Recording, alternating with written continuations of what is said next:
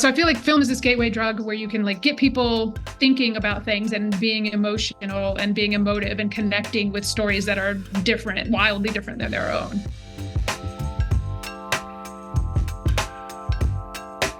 That was Allegra Madsen, Executive Director of Frameline Film Festival.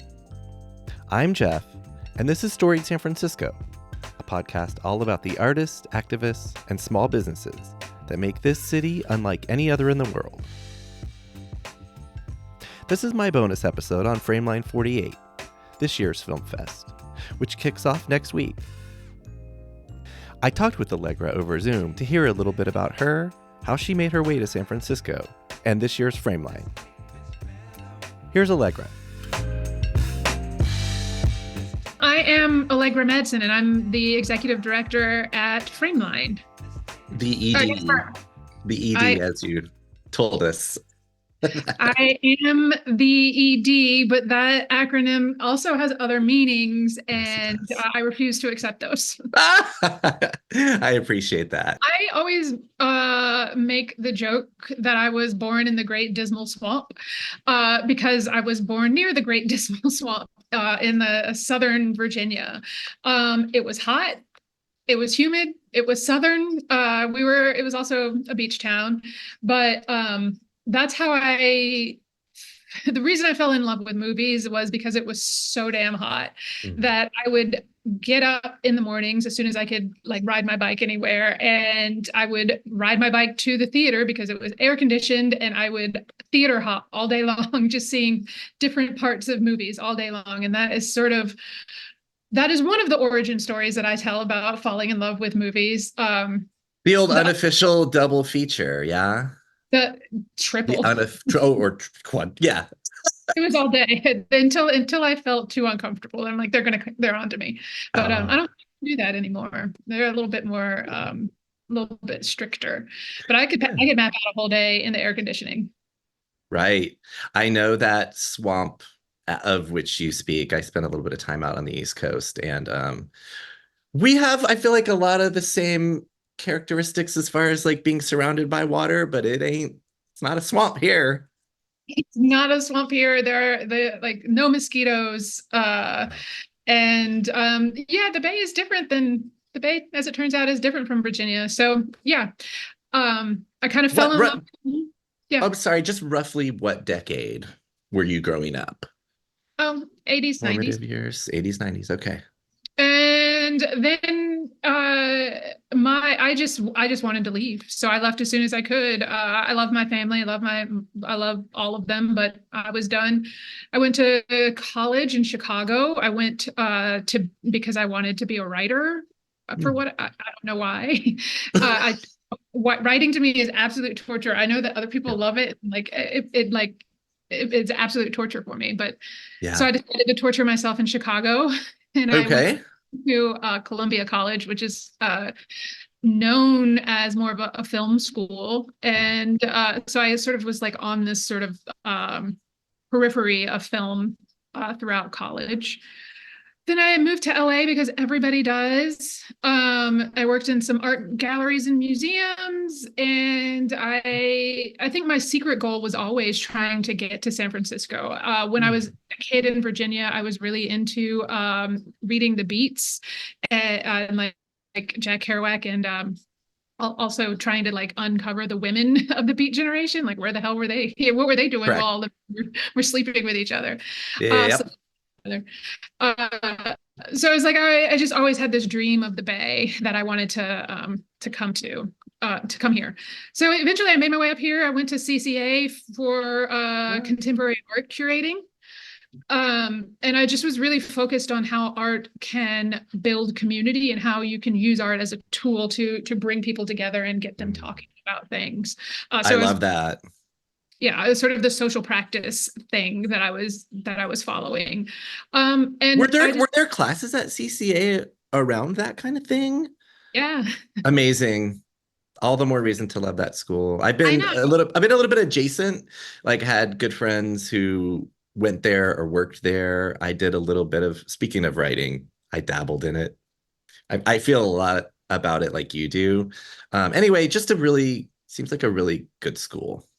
it's a really thoughtful school, and it's a really, it can be really forward looking in how it thinks and like conceptualizes art. So I really did appreciate my time there.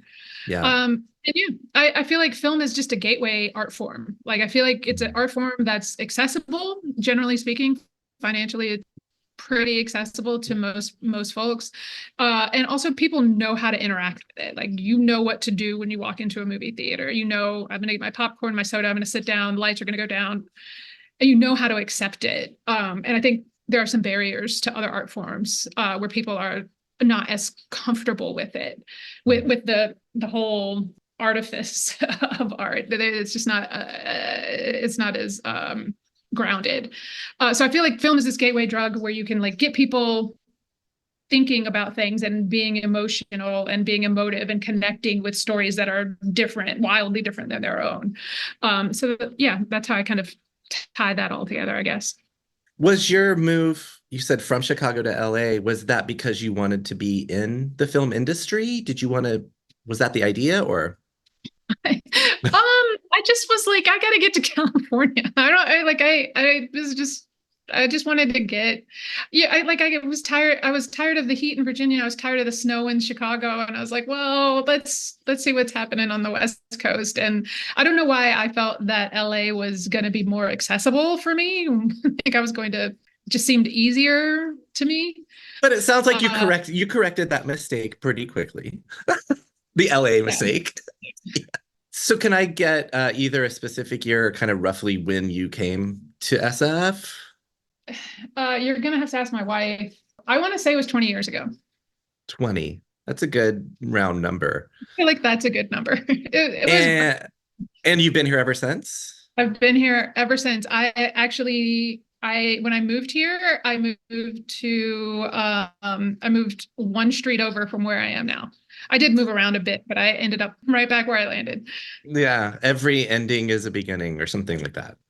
Okay, well that's great. Thank you so much. That's kind of the first part of this. Because this is an episode mostly about Frameline, but a little bit about you. Let's hear about sort of, not even sort of, the history of Frameline Film Fest, for especially for folks who might not know what it is. So Frameline, the San Francisco International LGBTQ plus Film Festival, is the largest and longest running queer film festival in the world, which I think is, we're also the largest film event in California now, which I think is kind of amazing that the Bay Area and the queers of the Bay are standing up and saying, this is the kind of media that we want, and this is what we are going to support. So I feel very proud of that. So Frameline started in 1977. It is kind of, it's kind of cool because some of the original players are still around and and they're still very much involved in the festival, and that's really amazing. You might have been doing math there, and like this is the 48th iteration. We started in 77. Sometimes we had two, sometimes we had one, sometimes per year. This came up the night of your launch party because my wife was also born in 1977 and she's not yet 48. And I want to be like, but you're in your 48th year. Yes. It's like, sorry. I get it. I get it. And yeah, so it started on a bed sheet. It started, and yeah, and it was just a wild and raucous time because it was a time when we didn't have images like of queer people in media at all, and that does, and there were clearly queer artists. So like, where would the art world be without us? And so from those beginnings, we are now in our 48th iteration, showing like the best in queer cinema from around the globe. And it did start in San Francisco on that bed sheet? It did start in the Castro, or in the Castro. Actually, I believe our first iterations, I think it was in the Castro, and then when we moved to the theaters, it was at the Roxy. Love so the Roxy. Our oldest venue partner. Yes, and big fan of that theater for so many different communities. I feel like they are just there. Aren't we just lucky to be in San Francisco? Spoiled. We're fucking spoiled. absolutely spoiled. I love it so much. Like, everybody is sort of like bemoaning the death of art house cinema right now, and I'm like, you just got to come to San Francisco. Like Yeah. everything's here. Yeah, and the Roxy is just one of many. Okay, great. So let's get to the real the main course of this bonus episode, which is Frameline 48. What I guess can you do a version of what you did at the, and I gotta say it for folks who weren't unable to attend. Last Tuesday was my favorite film festival launch party, and I've now been to a few. So I have some reference. It just look, uh, besides what Frameline is, the specific films and your sort of introduction or whatever you want to say, I'm pumped for this year's Frameline. So what can you tell people who don't? Yeah. That is awesome. I look, we're a film festival. I want to have a good time and I want to meet people and I want to talk about movies and I want us to all like connect and laugh and cry and like just have have like big experiences together. So that's why I try to keep the launch parties like that's when I kick that off. Like we're gonna have big experiences together. We're about to go on a wild journey. Okay, so Frameline 48, it's huge. We are all over the Bay Area. We are our big nights. I'm calling them our Palace nights are at the Palace of Art, Palace of Fine Arts, and then the Herbst. And in between, we're running consistently at the Roxy, the Vogue, the New Parkway. We've got a special screening of queer shorts about queer spaces at our famed the Stud, at the famed Stud, which is exciting. And we'll be at KQED Live as well. So this year, I'm trying to get us out into all of the different interesting, weird, unique San Francisco neighborhoods and venues, and just really like celebrate how cool we are. This festival brings filmmakers from literally around the world that look to San Francisco as the queer beacon. And this is a week where we get to really live up to that. And I'm really excited about that opportunity. Let's see, some of the good standouts. So first of all, we're kicking off the festival on Juneteenth. So we're doing a giant street party outside the Castro. We're going to be working with the famed drag performer Nikki Jizz of Reparations to do a series of drag performances, and hopefully, if everybody cooperates with me, we will do the largest, queerest electric slide moment ever. Amazing. I'm just taking that title. I don't know if there's any precedent, but I'm taking it. This will also coincide with relighting the Castro blade, the blade marquee on the Castro Theater. They've been wow. So we will light that up on Juneteenth this year, and then we will watch the Lil Nas X documentary. I think it's really important right now to just realize that, just like celebrate all of our intersections and all of our identities. And I think the Lil Nas X documentary does that beautifully as he comes into his own as an artist who, I mean, I knew that I liked. I knew I was like, oh yeah, I know who he is. But until I watched this movie, I was like, oh my God, his music, like he has some real bangers. Like I didn't fully recognize. As he comes into his own as an artist and as a Black queer man. What else? Wait, and is that gonna be all outdoors and that's all outdoors. It's on the street. Bring like comfy chairs, blankets, and let's set up and have ourselves a time. I think it's a really important year for us to be outside and visible and just having a good queer time. I love it. I can't wait. Then our first Friday gala screening at the Palace of Fine Arts is a beautiful film called Young Hearts. I don't like really telling anybody about this one.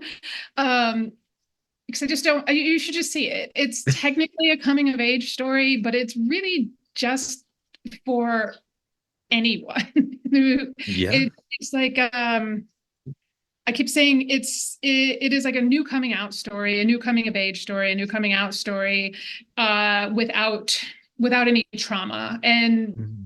it's just so sweet and beautiful. It also functions as kind of a salve for those who are carrying some trauma from their own coming out moments. Mhm, mhm. And my tagline on this one is that I actually cried at this one. And so come see it. If you don't like it, then you're absolutely wrong. You just are. One I didn't talk about at the launch party is The World According to Allie Willis. But so going into this, before going into my screening season, I didn't know who Allie Willis was. And like, that is a damn shame. And it is like a result of like just misogyny and like queer or women, and particularly queer women, getting erased from our culture. Erasure, absolutely. I was just But I've seen it, and I agree with you 100%.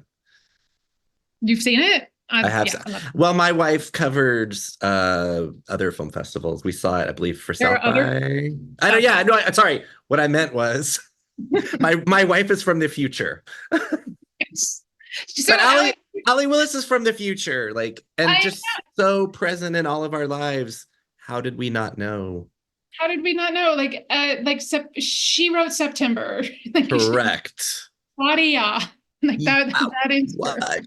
Yeah. And that's like for me, that's the tip of the iceberg of her life. There's it just layers and layers and layers. And Layers. And as a special gift to me, she wrote the music to the 80s classic Howard the Duck, which I think must have been a present from the futer to me. totally. And like and Friends, I think she wrote the Friends theme song. Like, She come wrote on. the Friends theme song, Come on. and then her wife did all the Pee Wee's Playhouse work. And I'm like, this is the coolest person that we do not Yes. know about. Yes. So I'm very excited about that. Yeah.